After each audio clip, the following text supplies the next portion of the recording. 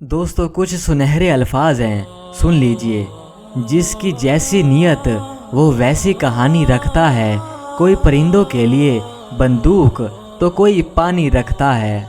खुद गर्ज लोग साए की तरह होते हैं, जो रोशनी में तो नज़र आते हैं मगर अंधेरे में गायब हो जाते हैं। नौजवान नस्ल में ये बड़ी कमज़ोरी है कि गलती करके उस पर माफ़ी मांगने की बजाय गलती को ही सही साबित करना शुरू कर देते हैं।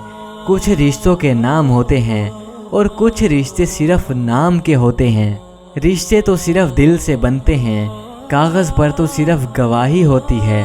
दीवारों के कान हो या ना हो, फरिश्तों के पास कलम ज़रूर है।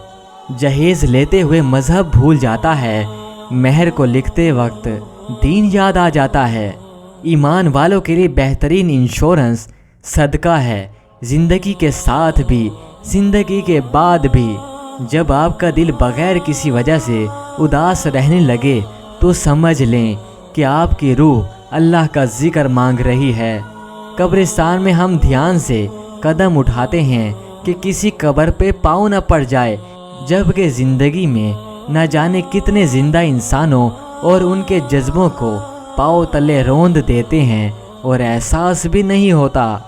अफसोस हम उस मुआशरे में ज़िंदगी गुजार रहे हैं जहां अपने बच्चों को सुबह स्कूल के लिए तो बिला नागा उठाते हैं, लेकिन फजर की नमाज के लिए नहीं। घर वाले आपकी कब्र को बाहर से मार्बल लगाकर खूबसूरत कर दें, लेकिन कब्र के अंदर की खूबसूरती के लिए आपको खुद मेहनत करना पड़ेगी। अल्लाह की रहमत घेर लेती है उस मकान को जो सुनकर उठ जाता है फजर की अजान को।